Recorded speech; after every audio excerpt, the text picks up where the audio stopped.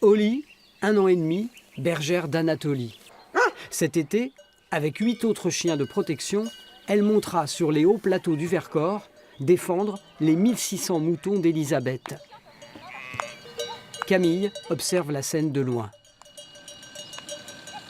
C'est le premier test pour voir comment le chien effectivement réagit, et quelle relation il a avec son maître. Camille, éthologue, étudie comment le chien se comporte vis-à-vis de son maître, des moutons, mais aussi des intrus, comme cette cycliste. Un protocole scientifique de 4 tests minutés, filmés en continu, qui seront ensuite analysés dans le détail. Elle alerte, elle vocalise, donc on serait dans la bergerie ou dans le bâtiment, au moins on sait qu'il se passe quelque chose vis-à-vis de notre troupeau. Cette étude permettra de valider l'expérience de certains éleveurs, mais aussi de corriger quelques a priori. Un chien né dans le troupeau n'y est pas forcément plus attaché. Un chien agressif envers les randonneurs ne l'est pas forcément envers les loups. Là, il y avait un autre a priori pour les éleveurs, c'était de se dire, oui, mais si on caresse trop, à l'inverse, notre chien, ou qu'on le sociabilise trop, il va peut-être être attaché davantage aux humains qu'aux troupeaux. En fait, on est en train de voir que c'est beaucoup plus lié au tempérament propre du chien qu'à une généralité à appliquer.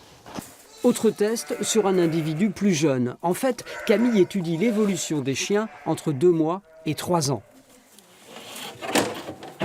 Il y en a qui ne disent rien, qui attendent que ça passe. Il y en a qui se débattent, qui mettent le box en vrac. Il y en a qui cherchent à tout prix à s'évader. Il y en a, donc là, c'est vraiment le trait de personnalité profond.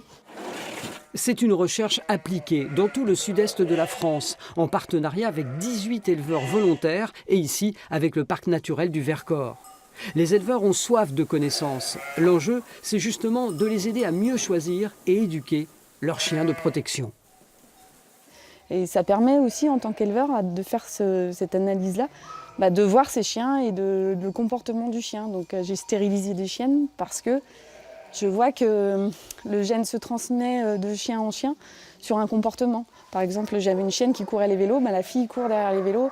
Et donc pour arrêter la lignée, on a stérilisé le chien. Camille Fressard envisage d'étudier une 50aine de chiens au total, de 3 races différentes, le patou, le kangal d'Anatolie et le cao degado portugais.